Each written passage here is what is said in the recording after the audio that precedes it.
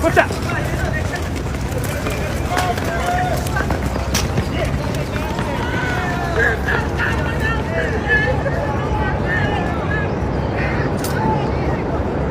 Agents were seen walking in Chicago, and when they were at the sidewalk cafes in River North, Border Patrol Chief Gregory Bovino could be heard telling a woman, "We work for you." She thanked him and the agents who followed him. ICE agents were reported by Millennium Park, walking on Michigan Avenue, the Riverwalk, and outside Portillo's. People recorded video. Some said they saw ICE take people into custody. Mayor Johnson said the city's being intimidated and threatened by masked federal agents. Chicagoans this morning are reacting. My wife works on Michigan Avenue on Superior. She works there, so she saw all the action and all that. We're like, man, it's really, you hurt people. You're hurting kids, you're hurting families, you're hurting, the communities. And it's not right.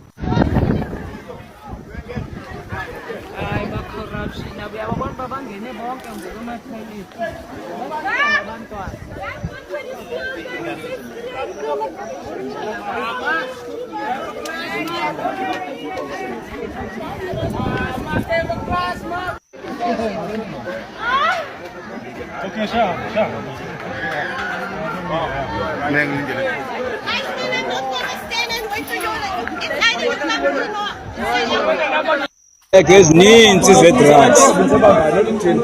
Come next year, January, we don't want to see illegal foreigners in our schools. They can take them to private schools.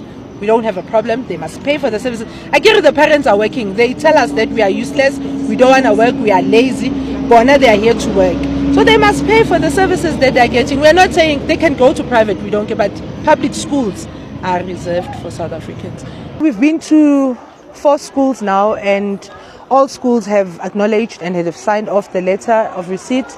And we are glad that they do admit, the wrongs that are happening in the schools. They're admitting that there are undocumented foreigners in the schools. But also, the issues that we've been coming across is that there are also undocumented South Africans.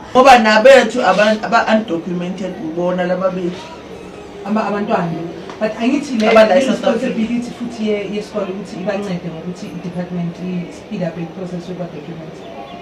Phela angifanele umzali ofanele enze that process siyabafonela ngisine documentation senze follow up usabe siyincwadi sithi yenza la abantwana ama-grade kodwa kuyabamba nje. Serious. But the reasons abasho ukuthi abantwana bangekho documented.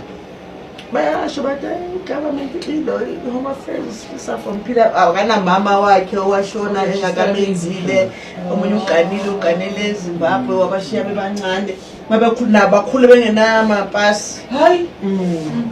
So maybe the percentages follow. How many do you have? We have about 50-50. No. Baningi abala abangenama. So nabangaphandle nabo it's like 50-50. So we're looking at plus minus abantwana abangakho aba-undocumented 600 abalesikole. Both foreigners and then ama-foreigner inumber in both say 50, 300. And they're not getting any help from the departments, which is Home Affairs. And they're given that 3 months probation to make sure that all kids are documented, but the departments need to also help. So those are the challenges that the principals are facing in the schools. In this particular school, we spoken to the deputy principal about illegal foreigners, and they do also have foreign nationals who are educators. And we all know that being a teacher is not a scarce skill. And we've addressed that with them, that can they please talk to the department about it, because in January when we come here we want to see only South Africans teaching in this particular school. We're just reminding you, when you admit abantwana, can we follow this laws? Study visa and all this. We'll come back ngabo January. We will visit all the schools. Send the show I'm a South Africans. Okay. So I will sign here and then sign it now, and then we will We are placing all children that are closer to a school. So All if you say whether there are you children, documented- when you say there are children that are here, Yeah. they don't have a school. There's Yeah. nothing like that. They must be accommodated So here. I have a So we're not case- prioritizing. So the I have a foreigners. case in Mondio Primary. Now this is and if you want reference, we'll give it to you. Yeah, give me that You can case. talk to the mother of the child. Yeah. Who What lives, happened there? Who lives opposite the What school. happened? She was not admitted because she was told that applications already their parents who already preferred their kids to be in that school. She went there. She produced everything to say, guys, ngihlalala. Did she apply And- within the application Yes, period? yes. I can remember with the system will take probably the first, I don't know what your criteria is. You take the first application and closest. check what happens. No, let me there. explain the process because don't thumbsuck it. Let me explain to you. We look at those that are within the feeder zone in terms of the address. 5K.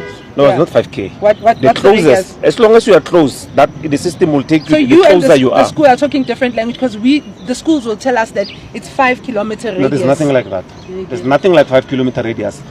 When we are within the feeder zone, the school can get full within 2 kilometer radius.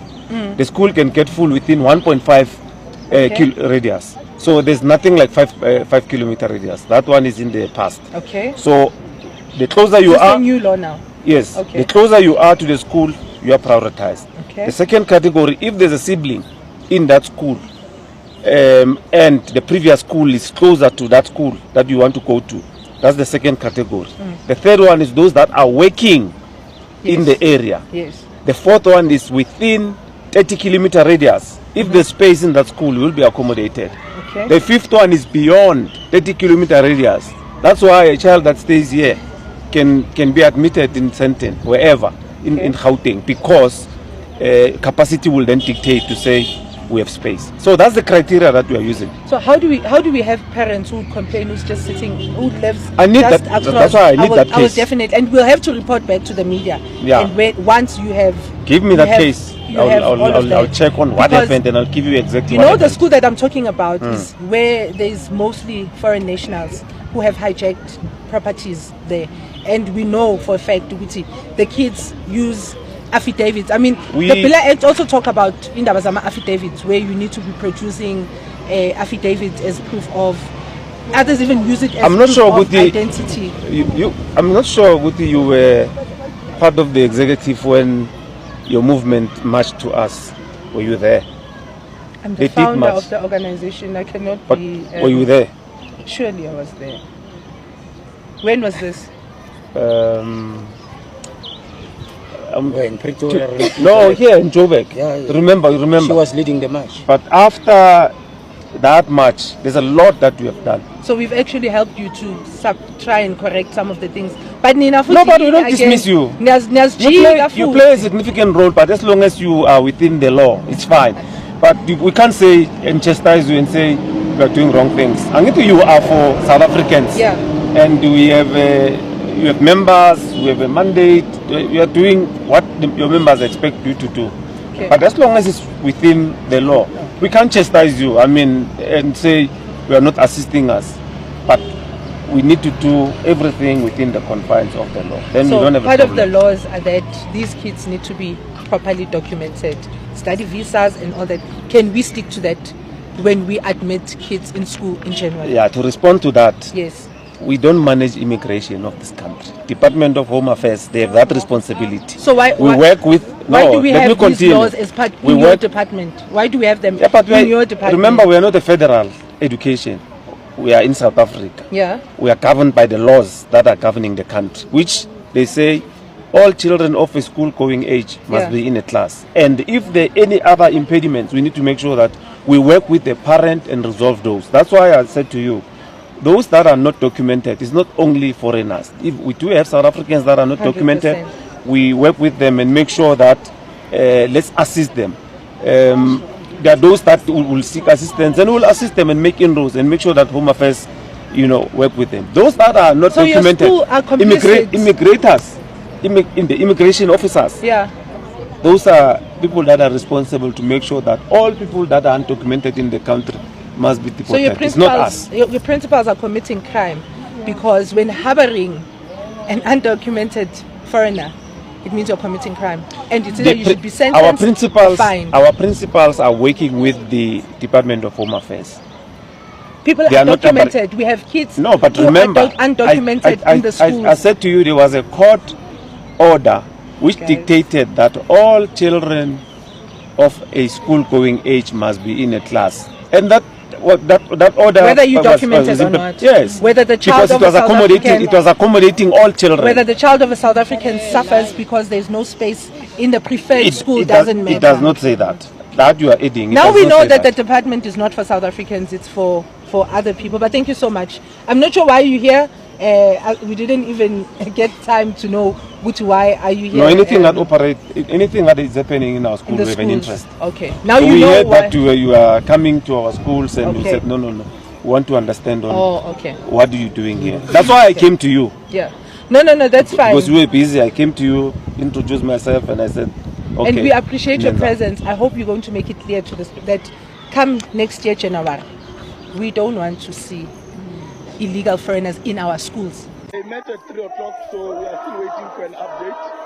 They will then inform the lawyers. The investigating officer will inform the lawyers of that outcome as soon as they are done. The prosecutor wanted to look at the docket and then apply his mind. But under normal circumstances, a Schedule 1 case like this one,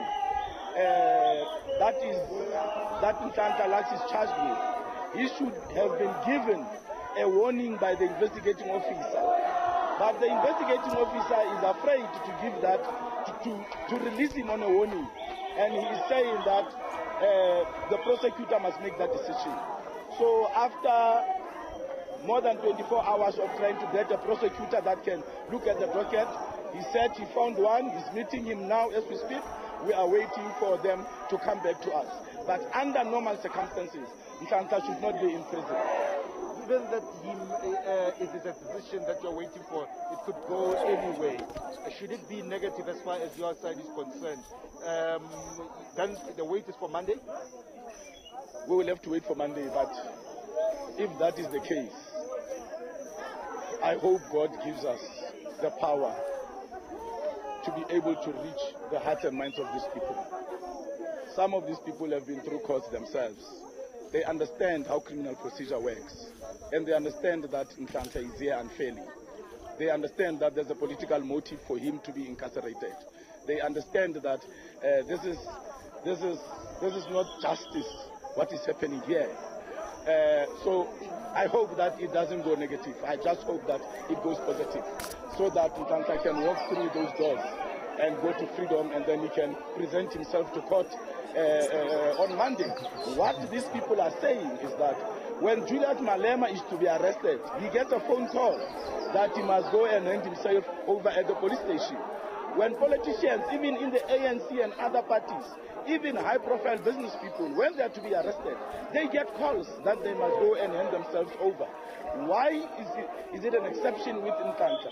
Why should Ntanta be arrested with an army of 30 vehicles, with police brandishing rifles at the studios of a radio station? Why couldn't they just send somebody and tell him that, can you hand yourself over? He's a South African. He's always in the media space. He is a well-known figure. He's from Soweto. So it just shows that there's a serious political motive for the province to go and arrest a man for housebreaking. It tells a lot about what is happening here. And we know they want to keep him until Monday so that he doesn't go to KZN tomorrow to go launch Operation Dudula. That is why they want to keep him until Monday. But even the investigating officer is having a difficult time because the lawyers are arguing based on the law.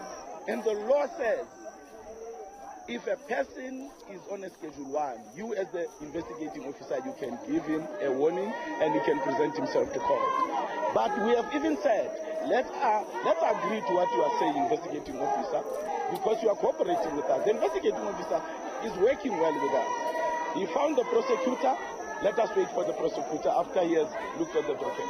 Definitely, Kenny Kunan is the Deputy President of the Patriotic Alliance, saying that this is highly politically charged, and the arrest of Ntanta Lax, of course, it is a political spectrum, and they feel that it should not even be played in that arena. Also questioning the manner in which Ntanta Lax was arrested after a radio interview in one of the